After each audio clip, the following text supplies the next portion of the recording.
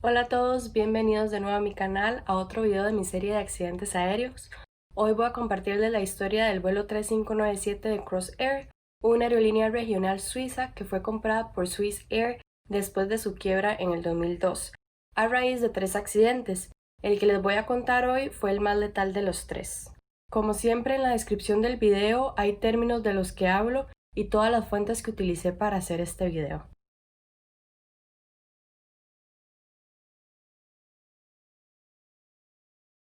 El Avro RJ-100 es un avión regional fabricado por British Aerospace desde 1983 y hasta el 2003. Es un avión de ala alta, 4 turbofans y tren retráctil. Es muy conocido porque es bastante silencioso. Los motores no tienen reversibles, por eso agregaron un air brake que podía ser utilizado en vuelo y permitía descensos muy pronunciados. Aunque ya no se produce, todavía algunas aerolíneas regionales europeas lo utilizan. El 24 de noviembre del 2001, el Crossair 3597 despegó del aeropuerto Tegel en Berlín a las 19:01 UTC, hacia Zúrich con 28 pasajeros y 5 miembros de la tripulación, un total de 33 personas a bordo. El capitán era Hans Ulrich Lutz, de 57 años, tenía aproximadamente 19.500 horas, y el primer oficial era Stefan Luga, tenía 25 años. La aerolínea lo contrató recién salido de la escuela, apenas tenía 490 horas. El CVR empieza la grabación a las 20:36, cuando el primer oficial obtiene el reporte de estado de la pista en Zúrich. Después de leer e interpretarlo correctamente, el capitán le responde explicando cómo interpretar este reporte, un detalle que después podría ser relevante. A las 20:42 reciben clearance para nivel de vuelo 160 y el capitán como pilot flying hace el briefing de aproximación, donde explica el ILS de la pista 14. El primer oficial le advierte que la velocidad está muy cerca de un overspeed. El capitán lo arregla rápidamente sin darle mucha importancia y le dice que él se encargue de la configuración final de navegación. Para que entiendan lo que sigue, les voy a contar qué es ATIS. El Automated Terminal Information System es una grabación que se transmite en una frecuencia específica de cada aeropuerto, informando a los pilotos de las condiciones meteorológicas actuales de ese aeropuerto. Se hace uno nuevo cada hora y se designan con letras consecutivas, A, B, C, etc. Pero bueno, todo lo que sea una letra en aviación se utiliza el alfabeto fonético. Entonces se dice Alfa, Bravo, Charlie, etc. Cuando las condiciones meteorológicas cambian significativamente, se emiten ATIS extra dentro de la misma hora. Entonces, entre las 20:20 y las 20:44 hay 3 diferentes reportes meteorológicos para el aeropuerto de Zúrich, el Kilo, el Lima y el Mike. En los reportes Lima y Mike se cambió la pista a la 28. La tripulación no había escuchado ninguno de los dos, y al contactar a Zurich luego informa que tiene información Kilo, pero el ATC no le informa que Mike estaba vigente, solo les informa que la 28 está en uso y que esperen un VOR DMI. El capitán se queja del cambio, pero bueno, no hay mucho que pueda hacer. El tiempo en Zurich no es favorable y estaban en mínimos.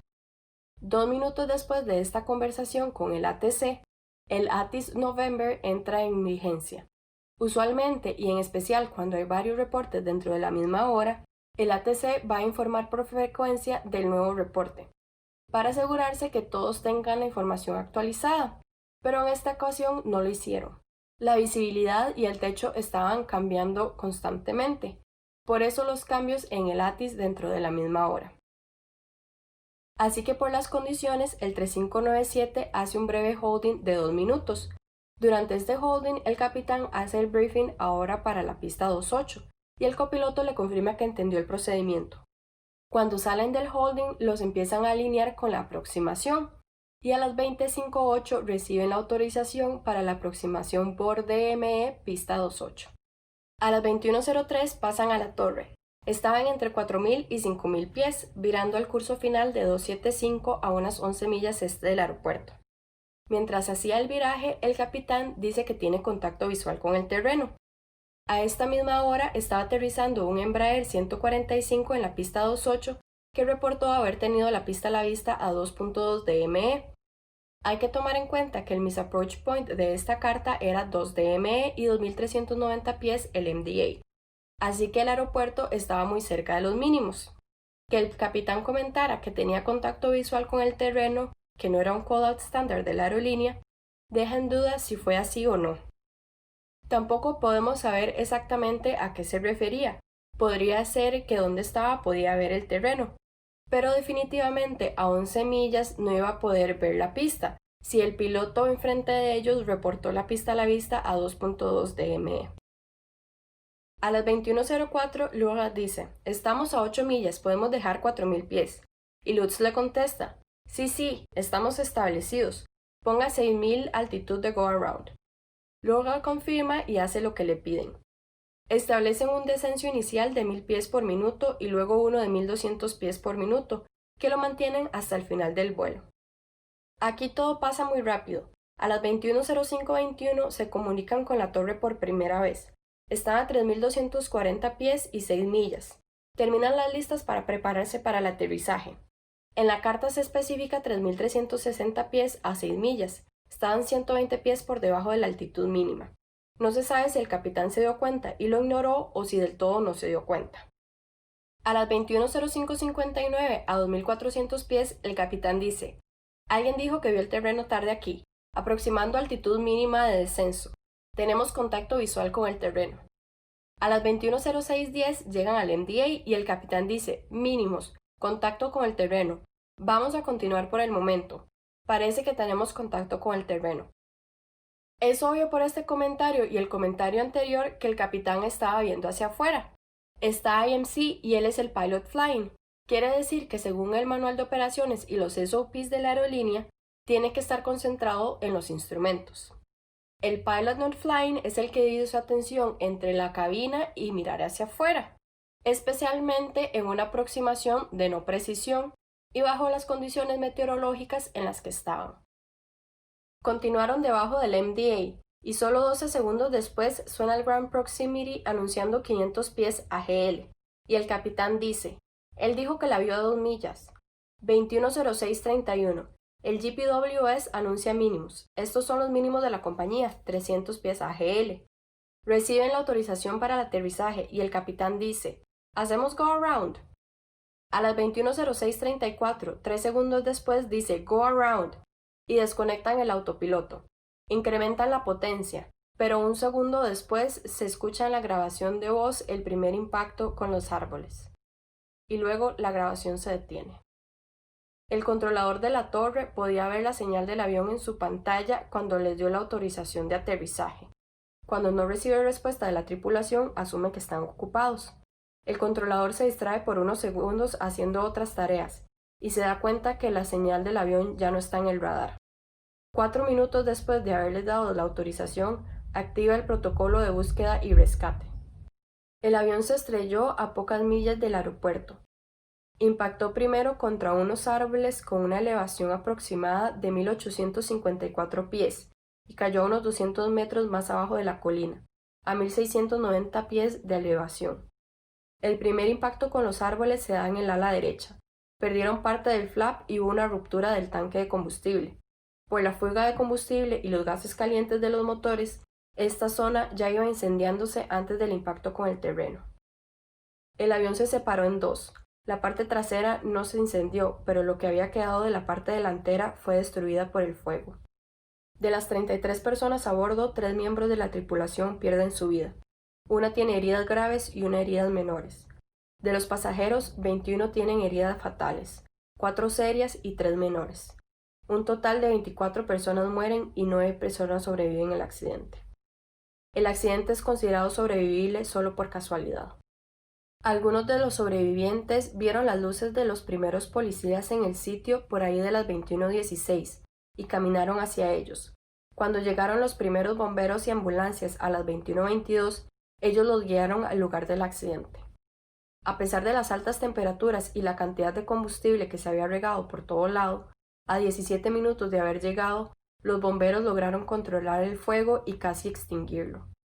Un total de 220 bomberos de los alrededores llegaron a ayudar con el rescate, pero lamentablemente solo los 9 sobrevivientes que salieron por su cuenta de los escombros pudieron ser rescatados. La investigación la llevaron a cabo representantes de Suiza, Alemania y Reino Unido. Cuando logran escuchar el CVR y analizar la información del FDR, es evidente que esto es otro accidente de CFIT.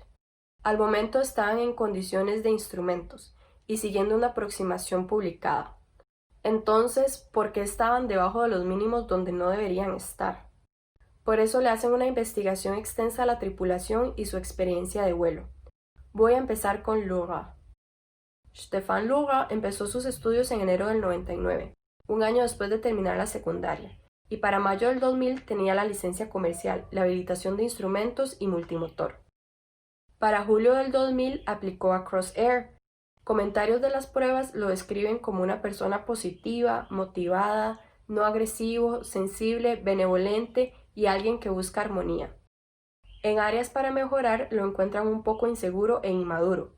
Tuvo algunos problemas con el simulador, pero fue calificado dentro del perfil que busca la aerolínea, así que es contratado en noviembre del mismo año. Le asignaron 5 sesiones extra en el simulador para mejorar su rendimiento.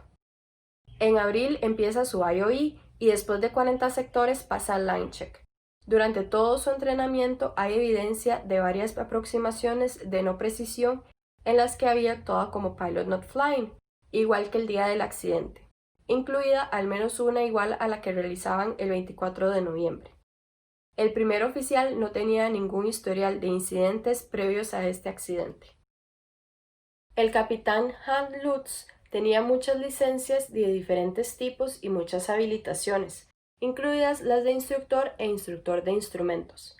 También tenía 2 habilitaciones de tipo para el RJ-85100 y el Saab 340. Pero no todo había sido fácil para Lutz. Había reprobado su primer examen de aptitud para la Fuerza Aérea Suiza y su aplicación fue rechazada 3 veces después de esto por falta de cualificaciones educativas. No había terminado la secundaria con casi 20 años. Así que se fue por el lado civil y empezó poco a poco. Sacó la licencia de planeadores, la privada, luego la teoría de instrumentos, sacó acrobática y luego la licencia comercial y la de instructor. Entonces empezó a trabajar como instructor, pero sin la habilitación de instrumentos. Así que hizo muchas horas, pero muchas eran VFR. 5 años después de haber recibido su licencia privada, recibe la habilitación de instrumentos, con una calificación de promedio. Durante 2 de estos 5 años hizo varios exámenes, pero los fallaba constantemente. Los comentarios de estas pruebas fallidas eran principalmente sobre su poca comprensión de los procedimientos y el uso incorrecto de los sistemas de navegación. En el 72 recibió su licencia de instructor de instrumentos. Desde este momento y hasta el mismo día del accidente, el capitán enseñaba instrumentos en una escuela local de aviación. Los chequeos periódicos entre el 69 y el 79 fueron aprobados con una calificación de promedio, siendo criticado constantemente por no pasar los checklists, no realizar los procedimientos correctamente y no utilizar los instrumentos de navegación como era debido. Los investigadores no encontraron ningún documento que indique que Lutz haya sido sometido a pruebas de aptitud, pero en el 79 es contratado en Crossair como capitán, instructor, chequeador, experto y luego como jefe de pilotos.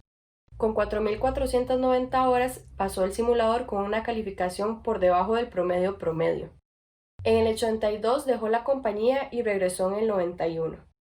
Entre el 93 y el 96 aplicó varias veces para un avión diferente dentro de Crossair, el MD-80, un avión más grande y moderno que el Saab 340 que el capitán volaba en este momento para la compañía. En el curso de conversión, muy pronto se volvió evidente que Lutz tenía problemas con el computador del avión. Se le dieron 2 sesiones extra de simulador y no mostró ninguna mejoría. El año siguiente lo intentó nuevamente y desde la segunda sesión otra vez tenía problemas con el Digital Flight Guidance System, DFGS, y esto le daba problemas en su rendimiento. Después de sesiones extra, el capitán reprueba el chequeo del type.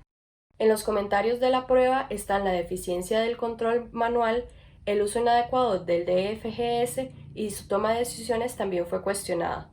Así que nuevamente regresa a volar el Saab 340. Después de los 2 intentos de conversión no hubo un chequeo o una evaluación más detallada de las razones detrás de los fallos. Es importante recalcar que las pruebas para este simulador eran las primeras que el capitán había realizado con personal que no era de Crossair. Estas pruebas eran aplicadas por instructores de Swiss Air. En el 2000, el Saab estaba en proceso de ser retirado de la flota, así que la compañía decidió pasar a Lutz al RJ85-100. Una de las razones de esta decisión fue la simplicidad de este avión comparado con los otros de la flota. Durante la conversión no hay ningún comentario sobre áreas de mejora o dificultades. Durante toda su carrera continuó enseñando. Muchas veces hacía vuelos de instrucción en las mañanas y sus vuelos de aerolínea en las tardes. Muchos de estos días se pasaba de las horas de servicio y las horas de vuelo diarias.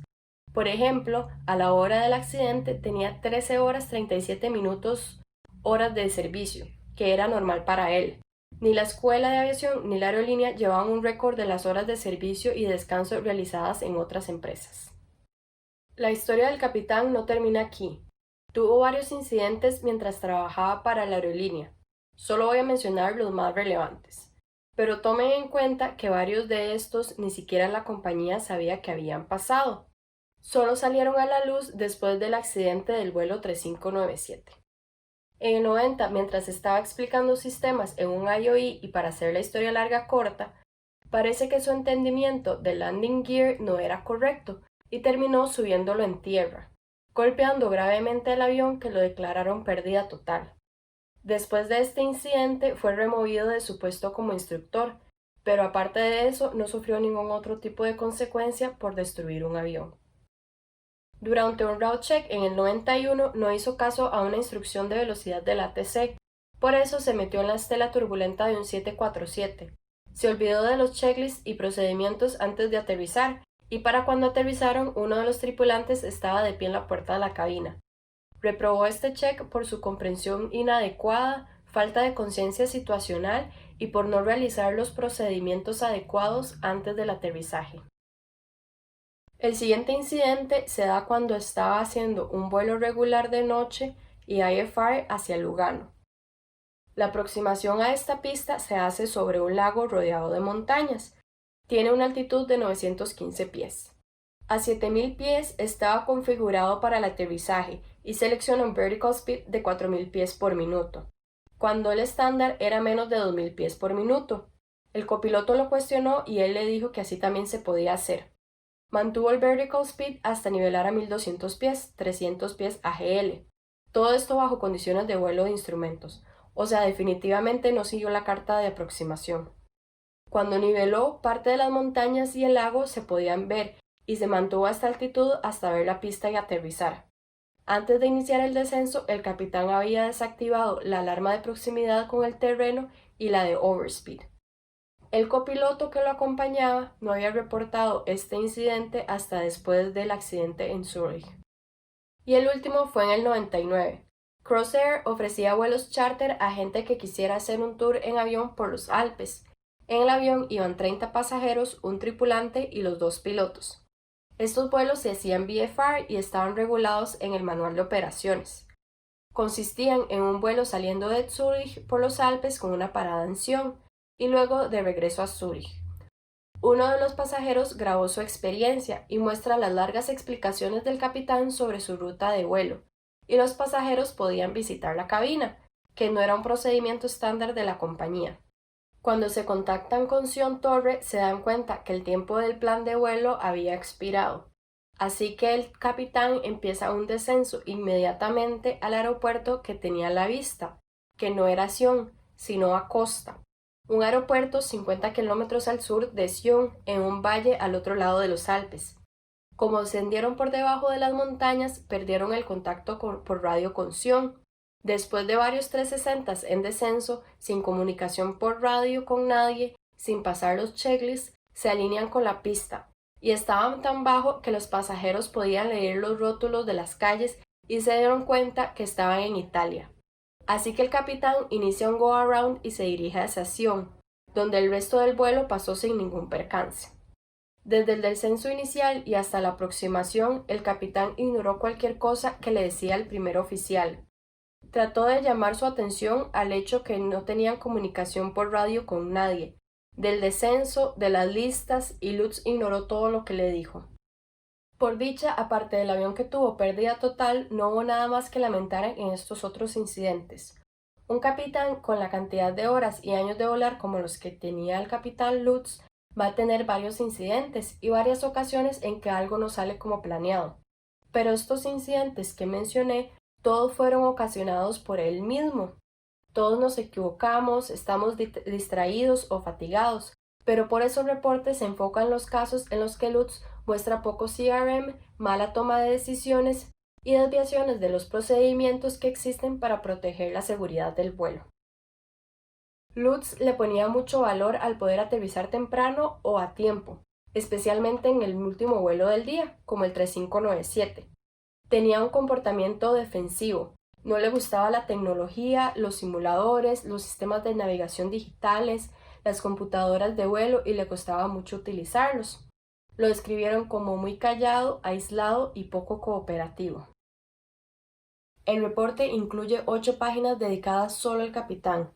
Hice lo mejor para resumir toda esa información y quiero aclarar que no estoy aquí para hablar mal de nadie, especialmente alguien que dedicó muchos años de su vida, enseñó a muchas personas y murió en su trabajo.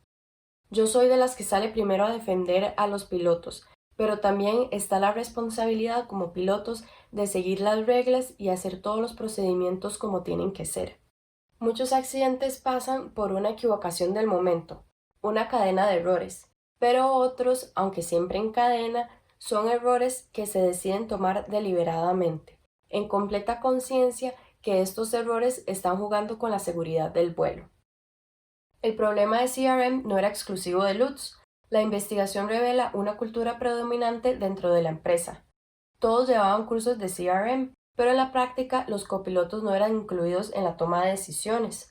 No se discutían los problemas o las situaciones que se iban presentando. Muchos primeros oficiales declararon que muchas veces los capitanes volaban el avión solos, y ellos básicamente estaban de adorno. Se solían saltar procedimientos o simplemente no los hacían, y si los copilotos les decían algo, los ignoraban. Los copilotos solían sentirse subordinados cuando estaban junto a capitanes como Lutz, que lo atribuían a la cantidad de experiencia del capitán comparada a la de ellos. Aunque el primer oficial había llevado cursos de CRM desde que empezó su carrera casi 2 años antes, el capitán solo tenía pocos años de llevar estos cursos, y está comprobado que lleva años poner la información en práctica, y se sabía que no lo estaba haciendo, como es evidente en este accidente. Sobre la interacción de los dos, concluyen que Lugar, en parte por su personalidad y por cómo era tratado por el capitán, se sintió subordinado y por eso poco dice durante el descenso. La interacción anterior que tuvieron sobre la interpretación del reporte de la pista pudo haber contribuido a esto. Lugar había interpretado bien el reporte y la explicación de Lutz era innecesaria. Más bien pone al primer oficial en una posición de estudiante y no de un colega que puede corregir a su compañero si algo está haciendo mal.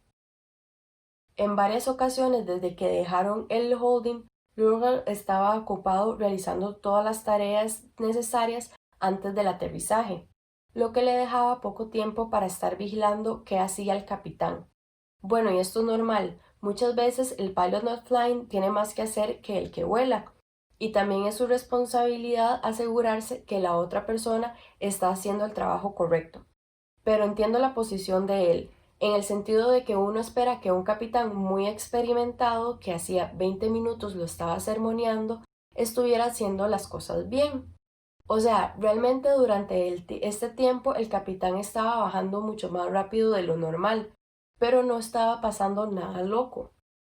Ahora, Logan terminó sus tareas 24 segundos antes del impacto. Tal vez no tuvo suficiente tiempo para tener una idea clara de lo que estaba haciendo el capitán. Pero el GPWS dijo mínimos. Puede ver la altitud que está debajo del MDA y no tiene la pista a la vista. Puede ser que no tenía una imagen completa de lo que estaba pasando, pero solo con esas dos cosas pudo haber llamado la atención del capitán. Lamentablemente, desde que termina los checklists no dijo nada. Decir algo también es su responsabilidad. En resumen, los comportamientos, las decisiones y las acciones de ambos se convierten en un evento fatal. Aparte de esto, no hay ninguna evidencia obvia de pilot incapacitation. Lutz tenía más de 15 horas despierto y había excedido sus horas de servicio ese día y las 3 anteriores, Es muy posible que tuviera fatiga y el mal tiempo podría haber incrementado los síntomas de la fatiga, que son evidentes por la falta de concentración, la dificultad de analizar procesos complejos y la toma de decisiones, incrementando la frecuencia de los errores.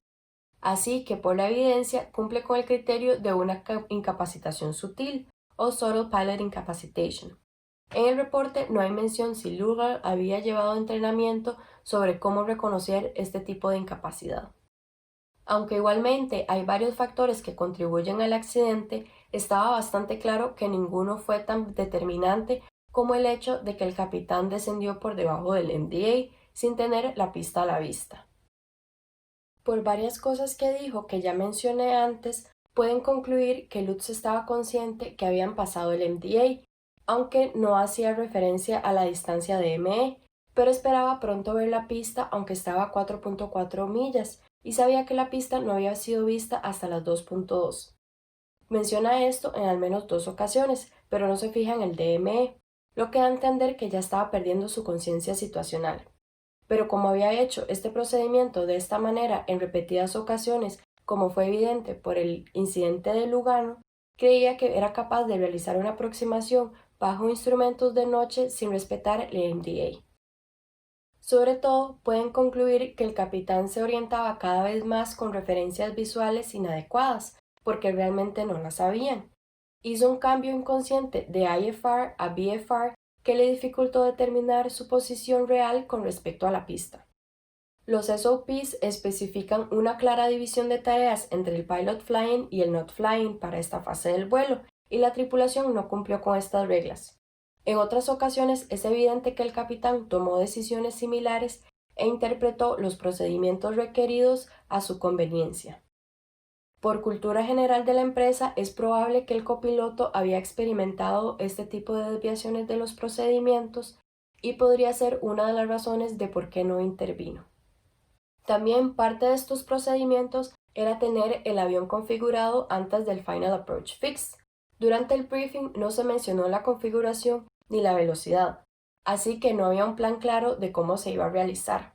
El capitán empezó la aproximación más rápido de lo recomendado y la configuración del avión fue cambiada en diferentes ocasiones durante la aproximación final, lo que quita atención a la trayectoria, la conciencia situacional y requiere hacer cambios en el vertical speed que no se hicieron. Además de los errores de la tripulación, que son los mayores contribuyentes, los investigadores encontraron varias inconsistencias con el ATC. Los controladores no monitoreaban la altitud de los aviones a menos que necesitaran la información para separación. Tenían entendido que cada tripulación era responsable de su propia navegación si estaban realizando una aproximación, que sí lo es, pero también es responsabilidad del ATC advertir a los pilotos de cualquier desviación de un procedimiento. Un Minimum Safe Altitude Warning System, o MSO, estaba instalado en el aeropuerto, pero solo para la pista 1.4 y la 1.6, no la 2.8. Este sistema alerta a los controladores si una aeronave pasa la altitud mínima en algún sector, y así pueden ser advertidos de su error por los controladores.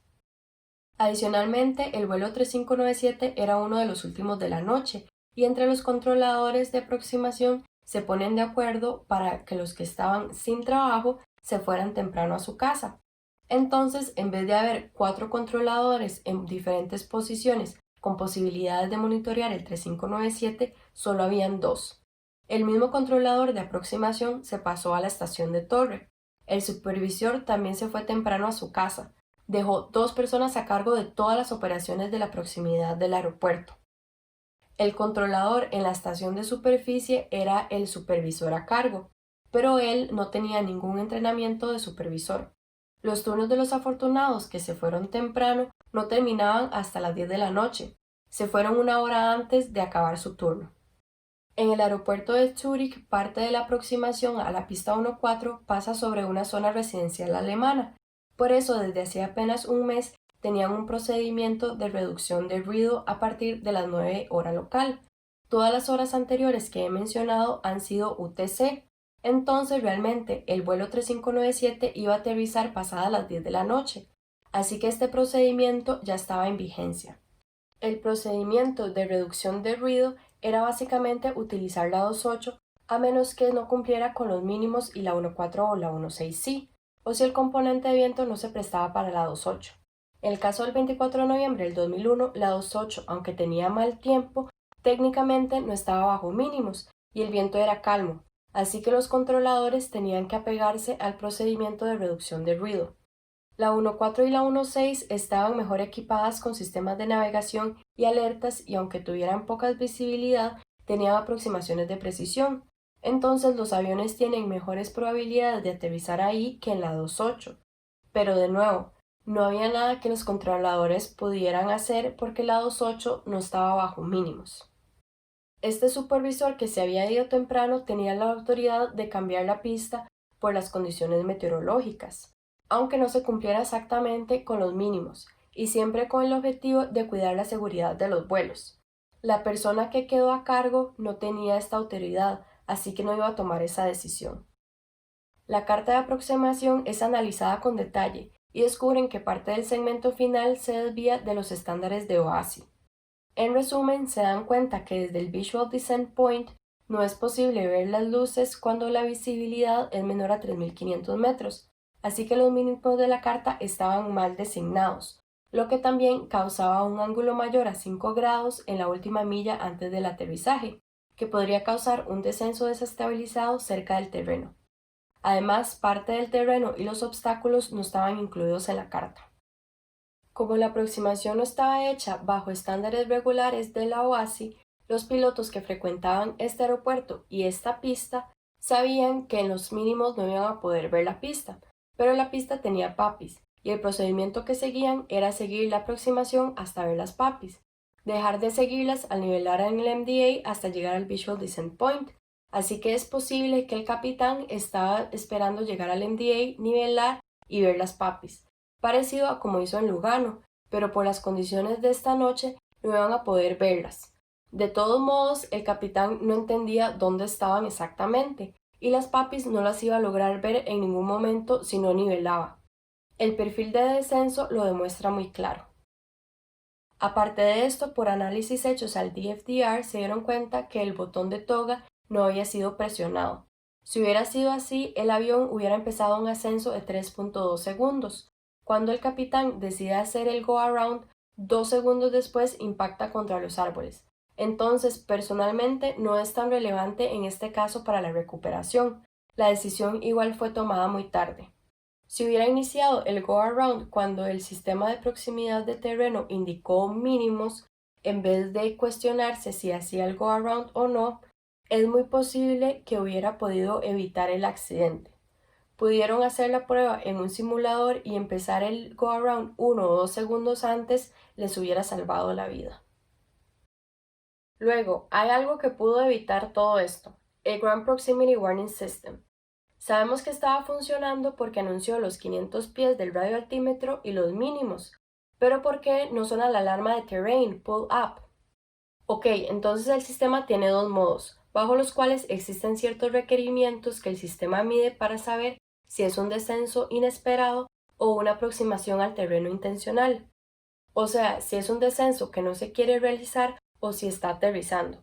Así no suena la alarma innecesariamente. No les voy a contar exactamente cómo funciona todo el sistema, pero básicamente no tenían un descent rate que fuera a activar la alarma y además estaban configurados para el aterrizaje. Entonces el sistema no contaba con los requisitos para sonar la alarma. El sistema fue revisado con mucho detalle y no encontraron ninguna falla ni nada que indicara que tuviera un mal funcionamiento. Bueno, esa es la diferencia más grande entre un sistema de proximidad de terreno y uno de Terrain Awareness. El TOS tiene una base de datos topográficos. Si el avión está muy cerca del terreno donde no hay un aeropuerto, suena la alarma. Ya había una directiva para instalar un TOS o un GPWS obligatoriamente en todos los aviones, que si recuerdan fue parte de las recomendaciones después del accidente del American Airlines en Colombia, pero no era obligatorio hasta el 2005. Ok, entonces para resumir, no se hicieron chequeos de aptitud cuando el capitán fue contratado. La carrera del capitán muestra que tenía un historial extenso de no seguir los SOPs. También fue parte de la razón por la cual no completó su conversión al MD-80. Lutz no tenía un tiempo de descanso adecuado y tenía muchas horas de servicio. No había un control entre empresas de horas de servicio, de vuelo y de descanso. Su fatiga afectó su concentración y su toma de decisiones. El briefing no se realizó correctamente y el avión no estaba configurado antes del FAF. Las tareas no fueron divididas apropiadamente, no tenían CRM. Justo antes de llegar al MDA, el copiloto estaba ocupado con sus tareas. La visión de tareas especificada en los SOPs no se siguió. El capitán violó deliberadamente el MDA. El primer oficial no hizo ningún intento de prevenir el vuelo debajo del MDA sin la pista a la vista. Hay más de 40 incidentes en Crossair desde el 95 hasta el 2001, donde las tripulaciones inventaban sus procedimientos o simplemente no los hacían. El ATC no comunicó los cambios en los reportes meteorológicos a la tripulación. El cambio de la pista a la 28 por el procedimiento de reducción de ruido a pesar de las condiciones meteorológicas reportadas. Los controladores necesarios para la operación normal se habían ido antes de terminar su turno, autorizados por el supervisor. No había ningún supervisor en turno cuando el accidente ocurrió y la persona a cargo no tenía experiencia como supervisor ni estaba capacitado para estar en la posición. La carta de aproximación no cumplía con los estándares recomendados de la OASI. Los obstáculos contra los que impactaron no estaban en la carta de aproximación de Jepsen. El GPWS, aunque funcionó correctamente, no sonó la alarma de pull up ni de terrain. Como se pueden dar cuenta, hay muchos factores, pero lamentablemente el error más grande y la causa del accidente fue por parte de la tripulación. Este es uno de esos que por más que uno trata de defender a las acciones de la tripulación, simplemente violaron una de las reglas básicas de vuelo de instrumentos. Dentro de las recomendaciones están mejorar la selección y examinación del rendimiento de las tripulaciones, instalar el TOS o un EGPWS, mejoras a las cartas, como incluir un Visual Design Point adecuado para aproximaciones de no precisión, agregar obstáculos que estén directamente en la trayectoria de vuelo de la aproximación y agregar el terreno en el perfil de la carta. Mejorar e incentivar el reporte de incidentes y darle mejores recursos al departamento de Flight Safety. Y bueno, eso es todo por la historia de hoy. Cuéntenme qué opinan de este accidente. Si tienen alguna sugerencia también lo pueden dejar en los comentarios. Si les gusta esta serie de accidentes o este video, porfa denle like, compartan y suscríbanse a mi canal. Gracias por ver este video, nos vemos en la próxima. Chai.